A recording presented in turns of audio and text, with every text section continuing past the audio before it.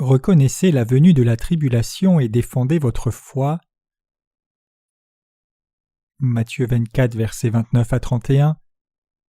Et aussitôt après la tribulation de ces jours-là, le soleil sera obscurci et la lune ne donnera pas sa lumière, et les étoiles tomberont du ciel et les puissances des cieux seront ébranlées, et alors paraîtra le signe du Fils de l'homme dans le ciel, et alors toutes les tribus de la terre se lamenteront et verront le Fils de l'homme venant sur les nuées du ciel, avec puissance et une grande gloire, et il enverra ses anges avec un grand son de trompette, et ils rassembleront ses élus des quatre vents, depuis l'un des bouts du ciel jusqu'à l'autre bout. Dans le passage des Écritures d'aujourd'hui, nous lisons ces paroles « Après la tribulation de ces jours-là », et cela nous dit dans ce verset qu'il y aura réellement une grande tribulation sur la terre. Il y aura des calamités naturelles comme des épidémies terribles, des guerres et des tremblements de terre, tout comme des calamités causées par les humains. Ce sont des choses que les Écritures mentionnent comme la tribulation. Il est dit clairement que le soleil s'obscurcira immédiatement après que la tribulation entière soit passée. Nous devons donner une grande considération à ces choses, au lieu de penser simplement que ce sont les choses qui arriveront dans les temps de la fin. Nous ne pouvons pas nous permettre de passer par-dessus si nous voulons appliquer ce passage à nos propres vies. Le soleil s'obscurcira immédiatement après la tribulation. Combien ce sera effrayant quand le soleil s'obscurcira. Avez-vous déjà imaginé que le soleil devienne sombre? Combien ce serait terrifiant si le soleil s'obscurcissait et que le monde soit plein de ténèbres toute la journée alors que le soleil devrait briller. Mais c'est exactement ainsi que ce sera après la tribulation. Il est écrit « La lune ne donnera pas sa lumière, les étoiles tomberont du ciel et les puissances des cieux seront ébranlées. » Cela nous dit qu'en ce temps-là, la lune, les étoiles et les puissances des cieux seront ébranlées, puis elles tomberont du ciel et ne donneront plus de lumière. Le soleil deviendra aussi sombre. Le monde deviendra alors sans doute un endroit très sombre, effectivement. Peu importe combien de générateurs électriques les humains peuvent avoir, ils ne seront pas suffisants pour éclairer le monde. Par conséquent, la civilisation humaine tout entière sera ruinée, et le monde entier deviendra sombre tout comme le soleil, la lune et les étoiles. Honnêtement, cela me terrifie et m'effraie quand je pense à ce monde après la tribulation. Pouvez-vous imaginer les étoiles du ciel qui tombent comme des missiles célestes? Avez-vous vu le film Deep Impact? Il y aura encore des catastrophes plus grandes quand les étoiles tomberont du ciel. Le monde sera secoué. Combien est-ce effrayant? Cela arrivera-t-il réellement ou non? Cela arrivera réellement. C'est quelque chose qui arrivera vraiment sur la terre après la tribulation. Alors, quand cette tribulation commencera-t-elle? Les Écritures nous disent que le commencement de la tribulation, ce sont les famines, les tremblements de terre et les guerres qui prévaudront et les nations qui s'élèveront contre des nations. Comment cela sera-t-il quand la tribulation commencera? Au commencement de la tribulation, Satan sera très actif et trompera beaucoup de gens. Il sera en guerre contre les vrais croyants, ce pourquoi les Écritures disent que Dieu enverra du ciel les calamités des 7 trompettes et les 7 coupes remplies des dernières 7 plaies. Il est dit que Dieu enverra ces calamités. Un tiers des arbres seront brûlés, quelque chose comme une grande montagne étant en feu tombera dans la mer, puis un tiers de la mer deviendra du sang, un tiers de bateaux seront détruits, et un tiers de toutes les créatures vivant dans la mer mourront. Apocalypse 8, versets 7 à 8. Et une forte grêle descendra sur les gens, chaque grêlon ayant le poids d'environ 1 talent. Apocalypse 16, verset 21. Ces désastres ne sont qu'une partie des 7 calamités à venir. Il est dit que Satan sera contre les gens même quand ces choses arriveront. Le soleil s'obscurcira immédiatement après ces calamités. Cela signifie que le soleil deviendra soudainement sombre. Cela serait moins effrayant si le soleil devenait sombre progressivement, mais combien cela sera-t-il effrayant de faire face à de telles ténèbres tout d'un coup? Combien est-ce effrayant quand l'électricité de votre maison est coupée sans que vous n'en soyez averti? Quand la lumière s'éteint de nuit, nous sommes incapables de faire quoi que ce soit et sommes plutôt effrayés. Combien cela sera-t-il effrayant quand ces calamités arriveront réellement après la tribulation? Le fait que le soleil s'obscurcisse, les étoiles tombent et les puissances des cieux soient ébranlées, signifie que l'univers créé par Dieu sera secoué tout entier et il sera dans un chaos absolu, alors que les corps célestes sortiront de leurs orbites établies, se cognant les uns aux autres et tombant. Pendant ce temps, le signe du Fils de l'homme apparaîtra dans le ciel. Matthieu 24, verset 30. Cela ne serait-il pas extrêmement effrayant que les étoiles du ciel se collent les unes aux autres avec des bruits violents jamais vécus auparavant, même avec des lumières électriques allumées? Mais malheureusement, il n'y aura pas assez d'énergie électrique, alors combien cela sera-t-il effrayant? Le passage dit « Alors le signe du Fils de l'homme apparaîtra dans le ciel », et cela signifie que le Seigneur apparaîtra à ce moment-là. Il est écrit « Et alors toutes les tribus de la terre se lamenteront et verront le Fils de l'homme venant sur les nuées du ciel, avec puissance et une grande gloire. » Les gens de toutes les différentes tribus de ce monde seront si effrayés qu'ils se lamenteront quand ils verront le Seigneur venir comme le Seigneur du jugement, avec puissance et gloire. Les Écritures disent qu'ils crieront et se lamenteront quand ils verront le signe de la venue du Seigneur. Matthieu 24, verset 31 déclare que lorsque le Seigneur viendra, il enverra ses anges au son de la trompette et ils réuniront ses élus des quatre vents, d'un bout du ciel à l'autre. Il est dit que le Seigneur viendra sur une nuée, avec une grande puissance et gloire, et il enverra les anges au son de la trompette pour rassembler ses élus de tous les coins de cette terre. C'est ce que signifie réellement enlèvement au temps de la venue du Seigneur. C'est l'événement dans lequel le Seigneur élèvera les croyants de la terre. C'est pour cela que je considère les croyants vraiment nés de nouveau comme des gens très précieux. Je pense aussi et crois que l'œuvre des croyants pour la diffusion de l'Évangile en vue du salut des âmes est précieuse aussi. Nous devons être fiers du travail que nous faisons dans le Seigneur et nous traiter les uns les autres comme des individus spéciaux en Christ, parce que ces choses arriveront certainement sur la terre, et le Seigneur viendra certainement avec une grande puissance et gloire.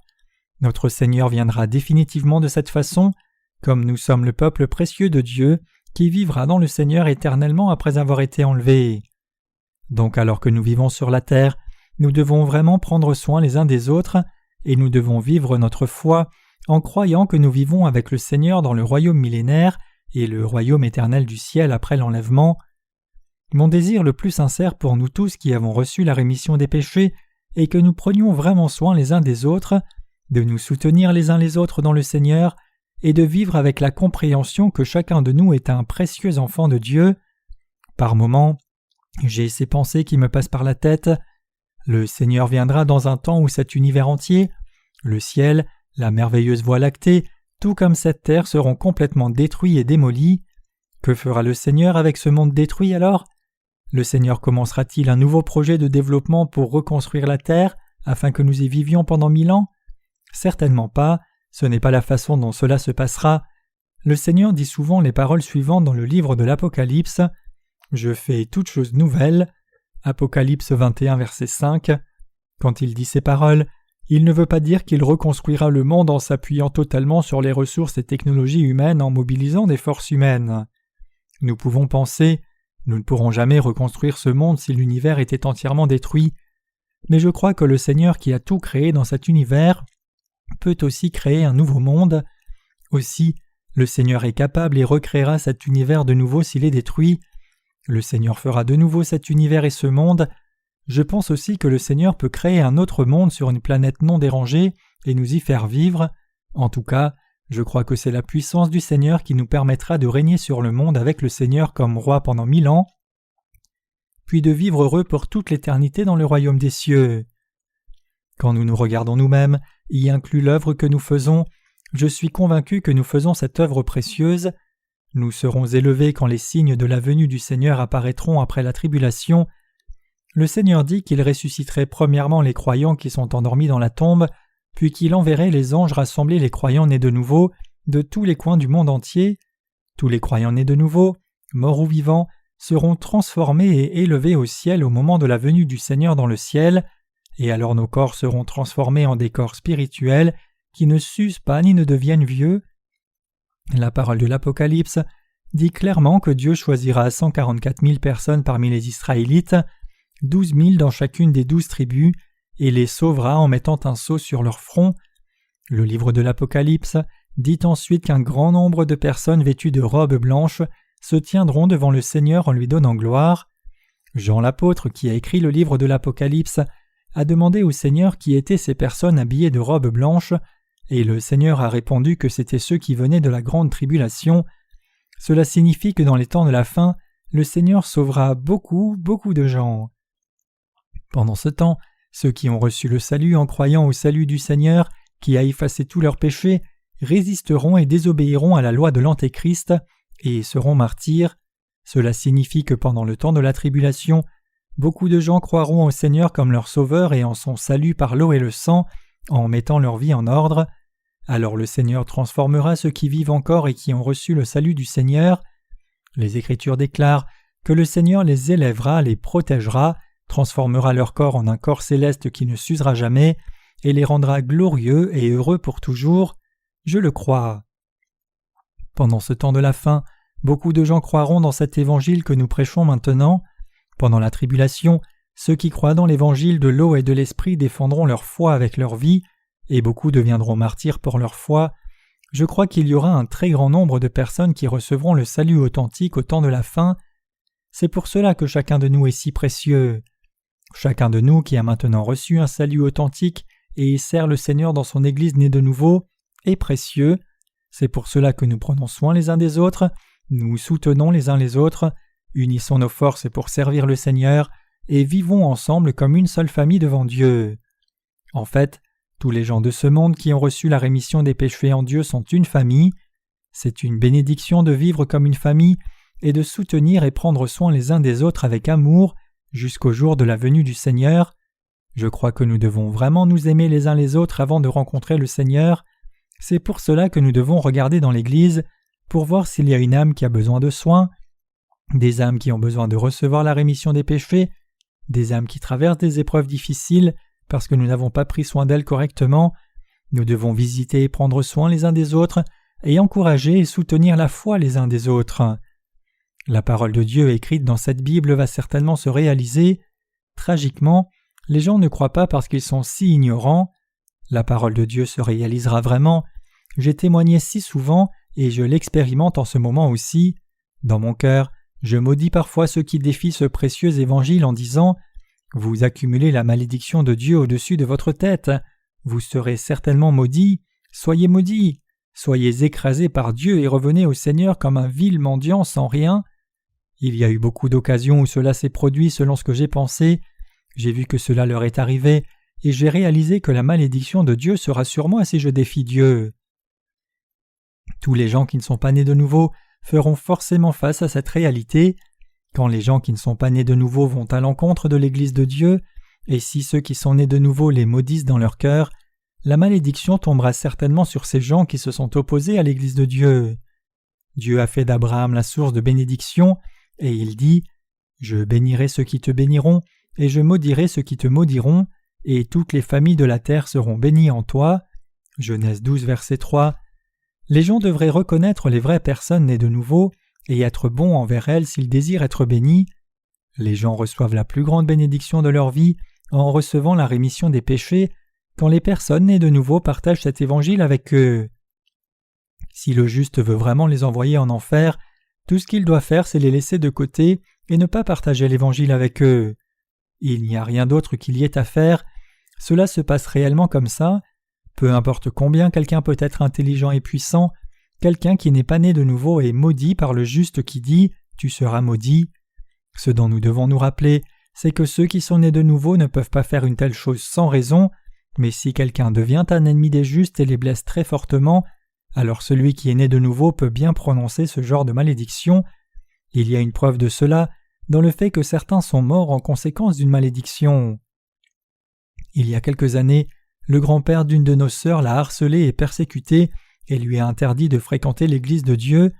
Alors cette sœur a prié dans son cœur « Seigneur, prends mon grand-père puisqu'il n'acceptera pas le vrai évangile et continuera de me persécuter jusqu'à la fin. » Et cela s'est effectivement passé.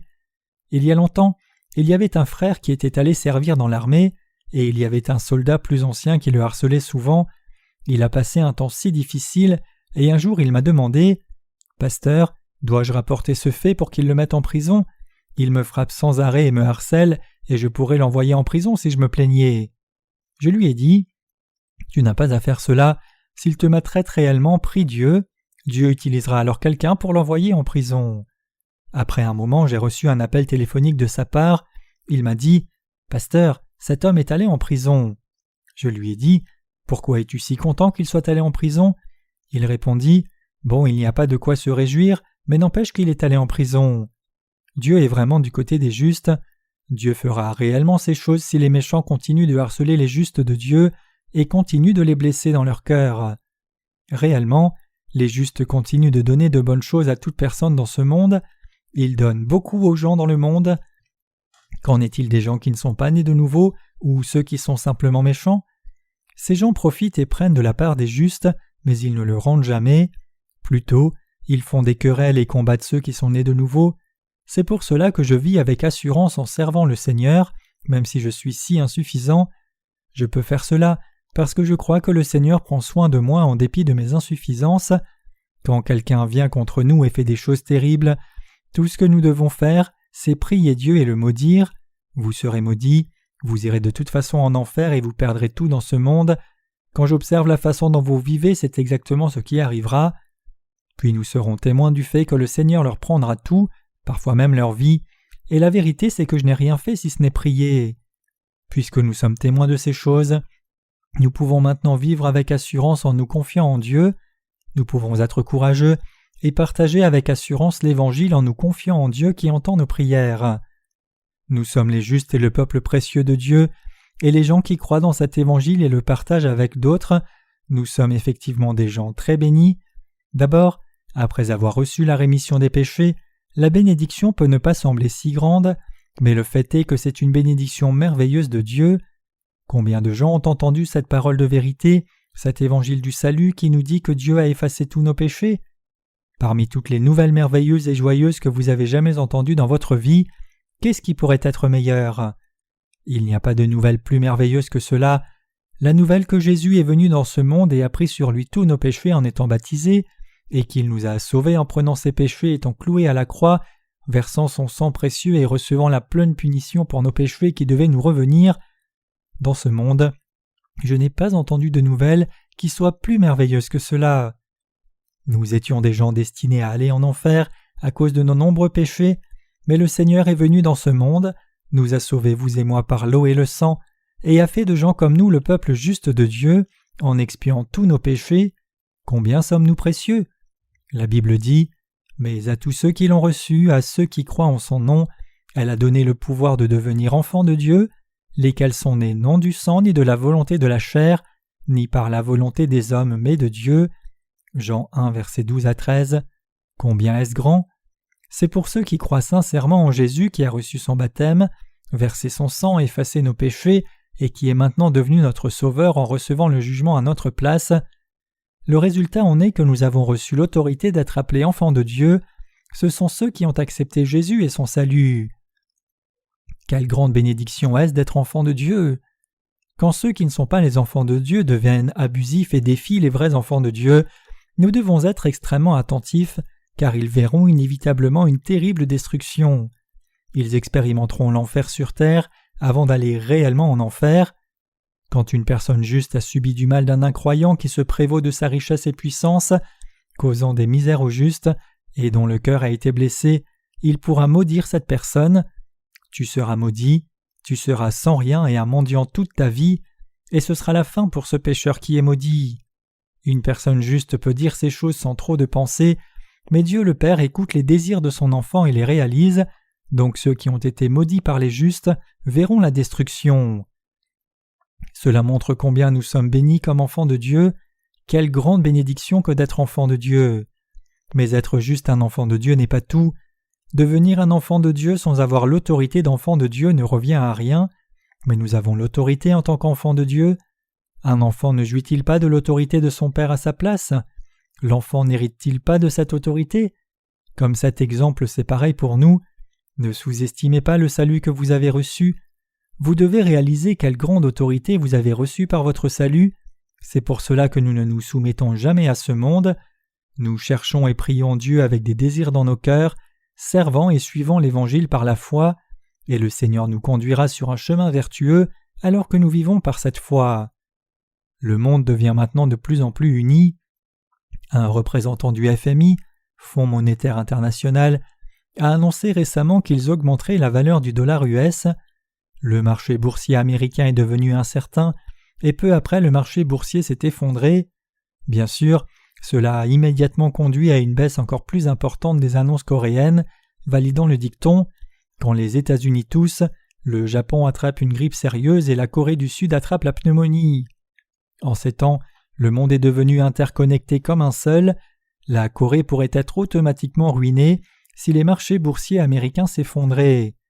Des changements circonstanciels dans des nations surpuissantes auront des répercussions dans le monde entier, même s'il n'y avait pas de changement sérieux dans des nations moins puissantes. Le monde maintenant est comme un seul organisme qui a une relation mutuellement connectée, se déplaçant comme les dents de roue qui sont dans un engrenage, synchronisés ensemble. De nombreux cas et phénomènes météorologiques se produisent dans le monde de nos jours. Quand il y a un changement drastique de temps, nous ne devons pas être légers et dire seulement « Bien, il y a du changement dans le temps, ce genre de changement n'est rien ». Mais vous savez sans doute très bien qu'un phénomène climatique désastreux dans un pays pourrait avoir un grand impact économique sur votre pays et amener aussi des conséquences graves.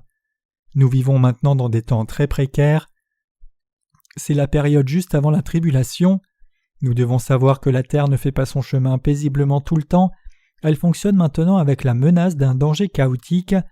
Des calamités naturelles vont non seulement avoir lieu sur la terre, mais arriveront aussi hors de l'atmosphère terrestre, ayant pour résultat que des satellites et autres équipements électroniques de l'espace deviennent hors d'usage. Ce monde va soudainement faire face à la tribulation. Des guerres vont aussi éclater de partout, comme si c'était involontaire. Les gens se lèveront les uns contre les autres, et les nations se dresseront les unes contre les autres. Un missile de destruction de masse pourrait être envoyé sur un autre pays involontairement, et ce pays frappé par le missile ne resterait pas tranquillement à regarder, il répondrait de la même façon, et une guerre éclaterait de cette façon. Les États-Unis de nos jours développent des stations spatiales hors de l'atmosphère terrestre, équipées de faisceaux laser, qui peuvent envoyer des missiles dans la zone aérienne d'un pays qui aurait envoyé le missile. Bien que les États-Unis fassent cela, le problème c'est que le monde entier suit maintenant selon les plans des États-Unis. C'est pour cela que le monde entier de nos jours est devenu très inquiet au sujet de la Chine. La Chine a une population énorme et il y a difficilement des mesures efficaces contre la stratégie humaine dans nombre qui professe « Essayez, éliminez-nous si vous pouvez ». La Chine deviendra un pays qui aura une grande puissance dans les temps de la fin. Nous expérimentons déjà l'influence de la Chine dans le monde entier qui commence à augmenter substantiellement. Personne ne sait comment sera le monde à l'avenir. Et le monde aujourd'hui est engagé dans un nouveau champ technologique appelé Internet. Par Internet, les gens peuvent se connecter à des sources d'informations infinies et peuvent aller partout dans le monde. Le monde entier peut communiquer à tout moment et payer une visite vers les États-Unis à n'importe quel moment en passant par Internet. C'est vraiment étonnant parce que vous n'avez pas besoin de beaucoup d'argent pour partager cette quantité infinie d'informations et de connaissances. Les Coréens aux États-Unis peuvent communiquer face à face avec leur famille ici en Corée en utilisant simplement l'écran de l'ordinateur et une caméra. Non seulement cela, mais un livre de centaines de pages peut être envoyé en quelques secondes en utilisant un format de fichier compressé. Le traducteur chinois de nos livres en Chine a envoyé une version chinoise de notre premier livre par email avec un format de fichier compressé. Combien est-ce merveilleux que nous puissions juste décompresser le fichier, l'imprimer et le regarder. Combien cela serait-il coûteux et combien de temps cela prendrait-il si nous le faisions en utilisant un service postal?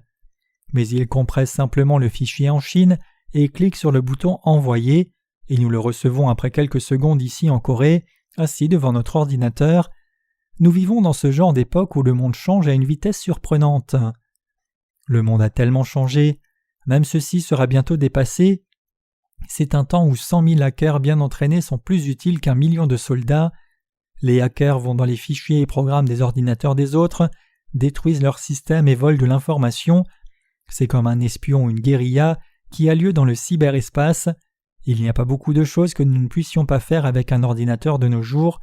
C'est ainsi que certaines personnes sans scrupules utilisent l'ordinateur pour entrer dans des ordinateurs de banque, récupérer des mots de passe secrets des comptes d'autres personnes et transférer de l'argent sur leur propre compte. Ils s'assoient en face d'un ordinateur et transfèrent simplement les fonds d'autres personnes sur leur propre compte. Alors que les cartes de crédit sont plus utilisées que les espèces de nos jours, vous devez utiliser les cartes de crédit avec vigilance.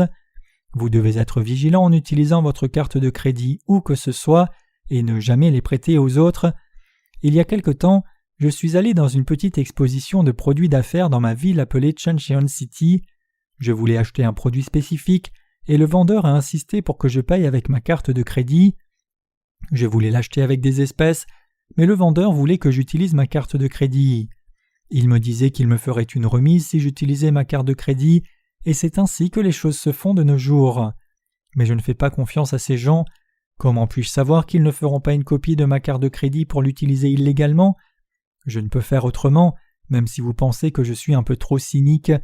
J'ai beaucoup de doutes sur beaucoup de choses. Je pense, non, je préfère ne pas vous donner ma carte de crédit. Pourquoi ne prendriez-vous pas mes espèces ? Normalement, il serait préférable aux commerçants de vendre en espèces. Les espèces valent toujours mieux qu'une carte de crédit. Pourquoi voulez-vous ma carte de crédit ? Vous gagnez certainement quelque chose avec ma société de crédit, et il doit y avoir une raison pour vouloir ma carte de crédit au lieu des espèces. C'est la façon dont les choses se font à notre époque. Je souhaite que vous compreniez que nous sommes au seuil de la grande tribulation. Je veux partager l'Évangile avec le monde entier et les gens autour de nous, parce que nous ne savons pas précisément quand la tribulation commencera réellement. Nous serons encore capables de partager l'Évangile, même quand des catastrophes naturelles, des guerres et des tremblements de terre commenceront à prévaloir, mais nous ne pourrons pas partager l'Évangile aussi activement que nous le faisons maintenant. Comment pourrions-nous partager l'Évangile librement pendant la tribulation ? Comment travaillerons-nous vigoureusement par Internet ? Nous rencontrerons-nous pour les cultes ou écouter la parole de Dieu, partager la communion, publier des livres et partager le pain ensemble ? Comment serons-nous capables de faire toutes ces choses ? Nous ne pourrons pas le faire à ce moment-là. C'est pour cela que nous partageons l'Évangile maintenant. Nous partageons l'Évangile de tout notre cœur même s'il nous manque beaucoup. Bien que je sois incapable de sauver le monde de la tribulation avec un pouvoir surnaturel avec une baguette ou un doigt comme Superman, je peux partager l'Évangile pour sauver beaucoup de gens de leurs péchés, et c'est bien plus précieux. Nous travaillons dur pour partager l'Évangile aussi vite que possible. C'est pour cela que nous publions des livres et les distribuons par Internet. Nous n'avons pas beaucoup de capacité de faire autre chose, donc nous continuons de publier beaucoup de livres et de les distribuer aux gens pour qu'ils puissent les lire et croire en Jésus. Pour vous dire la vérité, nos livres sont comme des bombes nucléaires spirituelles. D'abord les gens ne les prennent pas très au sérieux, mais alors qu'ils continuent de lire nos livres, ils vont commencer à voir « Jésus a effacé mes péchés de cette façon » et croiront et recevront la rémission des péchés. Il se pourrait que certains lecteurs de nos livres ne croient pas maintenant, mais quand la tribulation viendra dans ce monde, ils pourront réaliser la vérité en disant « Il n'y a pas d'autre espoir que recevoir le salut de Dieu » et ils croiront dans la parole de Dieu.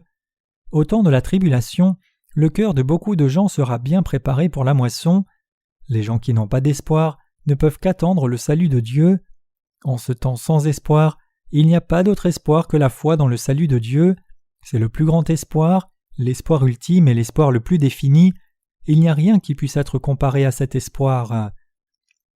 Combien de personnes recevront la rémission des péchés selon vous ? Dieu dit « Ils rassembleront ses élus des quatre vents depuis l'un des bouts du ciel jusqu'à l'autre bout, et ces gens choisis sont comme nous qui croyons dans l'évangile de l'eau et de l'esprit.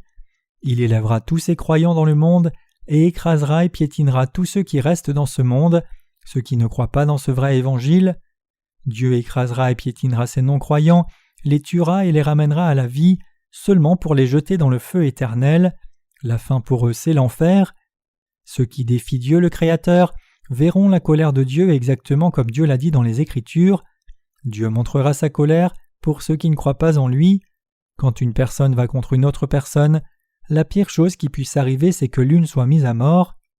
Mais quand quelqu'un défie le Seigneur Dieu Créateur, la personne sera jetée dans le feu éternel. C'est le juste jugement de Dieu.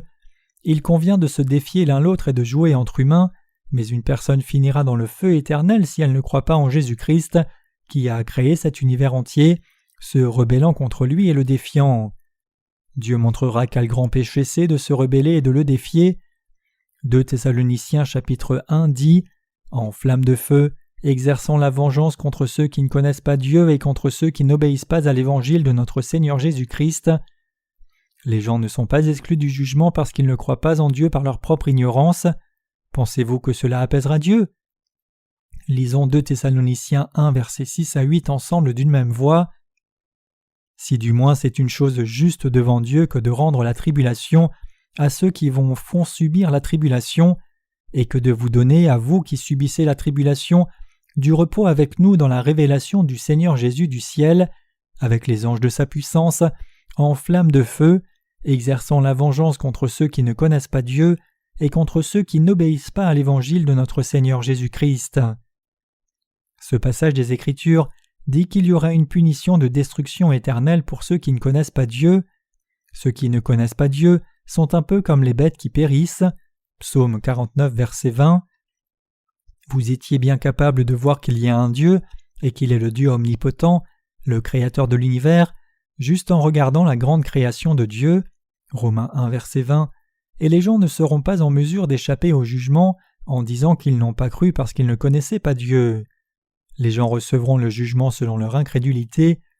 Un étudiant qui ne connaît pas les réponses aux questions d'un test, pour ne pas avoir étudié les cours, recevra une mauvaise note. De la même façon, Dieu disposera complètement d'une personne comme non-croyant si la personne ne connaît pas Dieu, qui est venu par l'eau et le sang. Cela signifie que Dieu enverra les non-croyants en enfer, les jettera dans le feu et attisera les flammes. Marc 9, verset 49.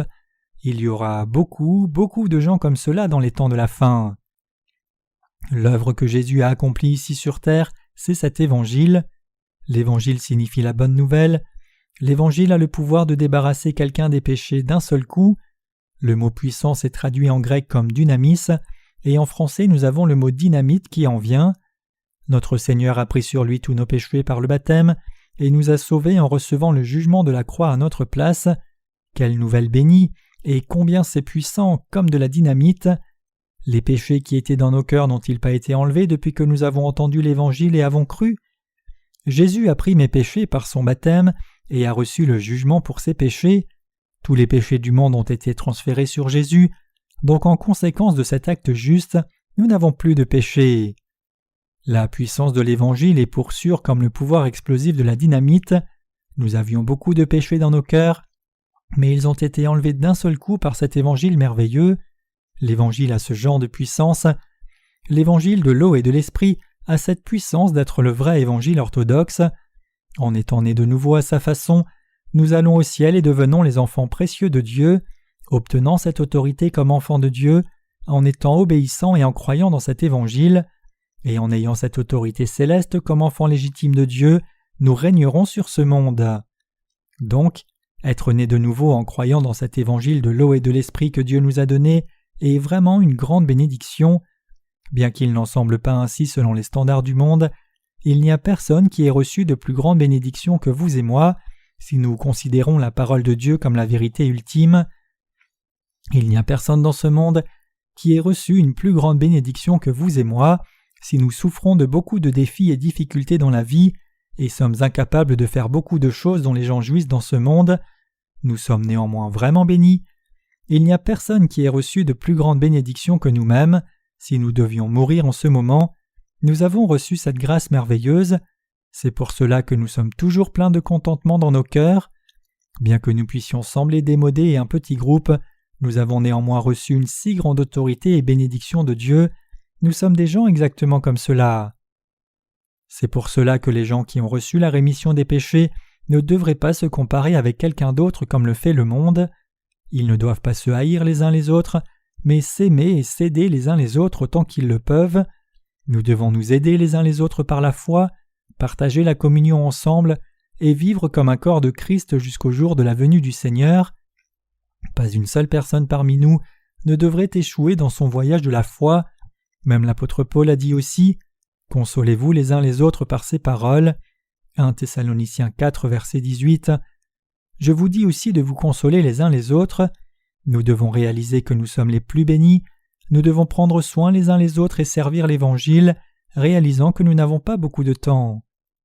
Si nous partageons l'Évangile jusqu'au temps où nous serons incapables de le faire plus longtemps, la tribulation sera alors apparente, et quand la période de la tribulation sera sur le point de finir, le soleil s'obscurcira et la lune ne donnera plus de lumière, les étoiles tomberont du ciel et les puissances du ciel seront ébranlées. Alors le Seigneur viendra. les signes de la venue du Seigneur apparaîtront dans le ciel. Le Seigneur apparaîtra soudainement au milieu des nuées, au son de la trompette d'un archange, en descendant avant ses anges dans le ciel. Aucune scène glorieuse sur cette terre ne pourra jamais se comparer à la vue que nous aurons ce jour-là.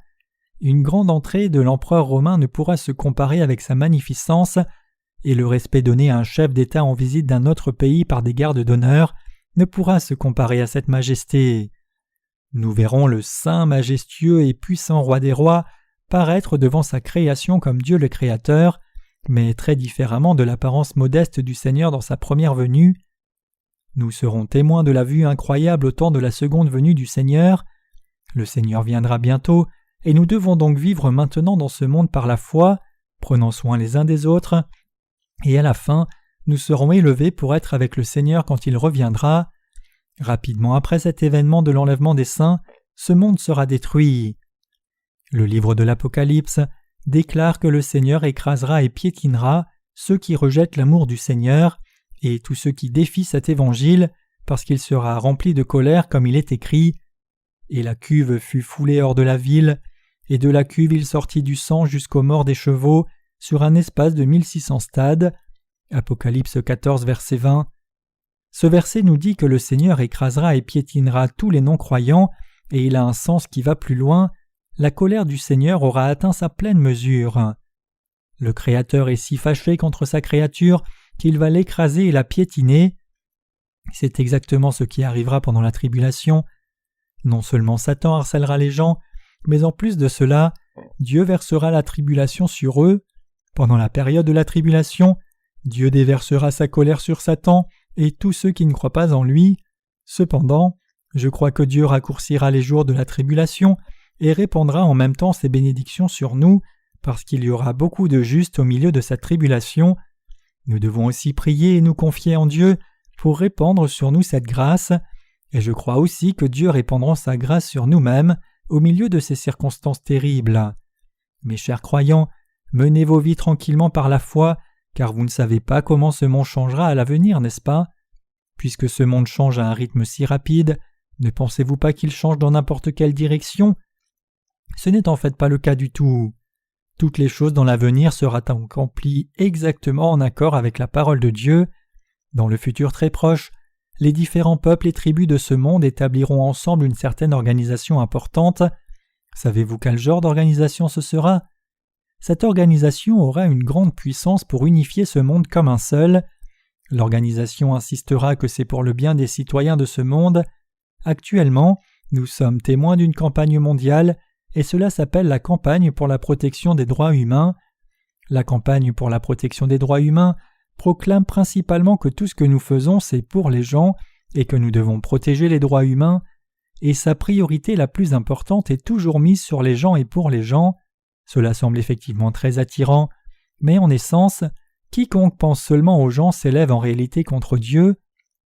Si ce mouvement pour l'humanité s'organise et gagne une reconnaissance mondiale et le respect, il y aura probablement une autre organisation dirigée par un certain individu qui s'amalgamera à cette organisation et elle grandira comme un grand monstre, et toutes les autres institutions et organisations qui ne suivront pas ses principes et désirs seront simplement détruits et punis. Nous voyons maintenant ce genre de mouvement prenant déjà forme autour du monde. Ces mouvements ont par le passé été révélés comme des mouvements d'unification religieuse dans le monde. Les religions du monde, nommément le bouddhisme, le catholicisme, le judaïsme et le christianisme, font de grands efforts pour l'unification en ce moment.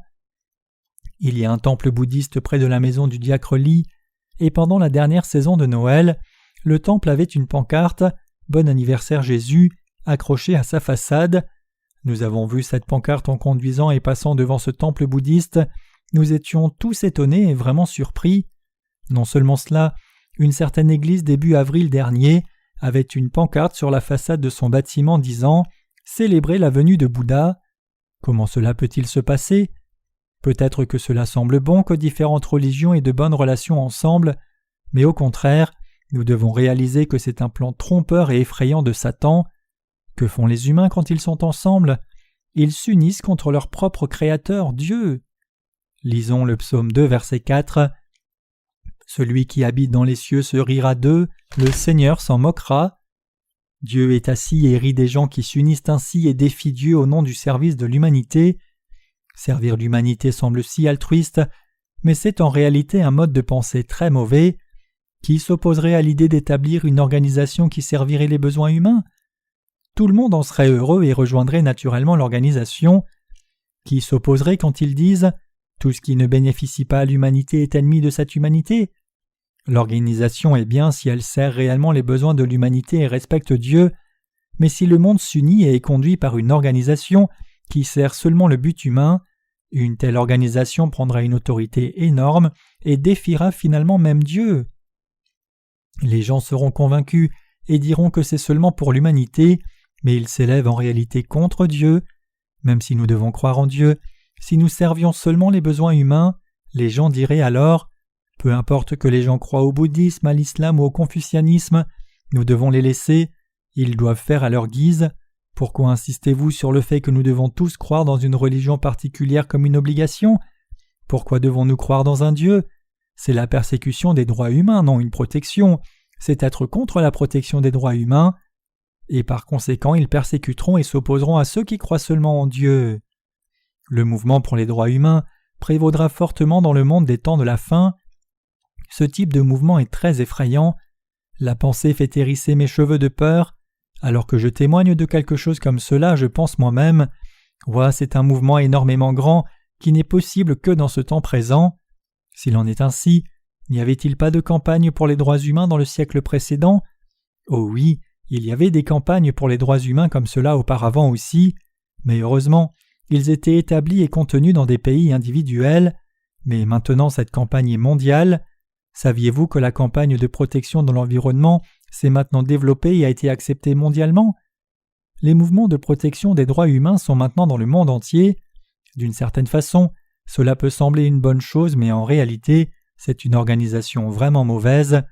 Si tous les gens du monde devaient unir leur pouvoir et faire un monde qui ne sert que des buts humains, alors cela deviendra un outil terriblement puissant pour Satan qui l'utilisera contre Dieu.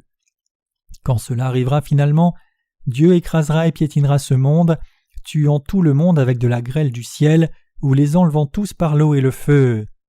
Puisque ces signes deviennent maintenant plus apparents dans notre temps, je vous dis à l'avance que nous allons tous vers les temps de la fin où les humains déclareront une guerre contre Dieu. Nous ne pourrons pas arrêter ce courant du monde de toute façon, donc nous ne devons pas gaspiller nos efforts à essayer d'empêcher le monde de s'élever contre Dieu. Nous devons juste faire ce qui est attendu de notre part. Pensez-vous que ces choses arriveront? Peut-être qu'il y a ceux qui pensent que ces choses n'arriveront qu'en fonction de la quantité de troubles que nous causerons. Nous devons juste être fidèles au grand mandat du Seigneur de diffuser cet évangile merveilleux dans la moitié du monde environ avant la fin de cette année si nous sommes fidèles à la tâche. Selon mon évaluation pour l'année, j'ai toute confiance que cela peut se faire. Ceux qui font calmement de leur mieux pour accomplir l'œuvre qui leur est confiée ne créent pas toutes sortes de troubles. Ces gens continuent leur travail calmement, et cela peut sembler peu, mais à la fin nous pourrons voir qu'une quantité merveilleuse de travail a été accomplie. C'est parce qu'ils ont travaillé à un rythme raisonnable et constant, ce qui a donné des résultats substantiels. Nous croyons que tout sera accompli sur cette terre exactement comme c'est écrit dans la parole de Dieu, et je crois de tout cœur que les derniers jours ne sont pas si loin, donc nous devons nous discipliner nous-mêmes encore davantage et dévouer les jours qui nous restent à la prédication de l'Évangile, parce que les Écritures déclarent « Le jour du Seigneur viendra comme un voleur dans la nuit ».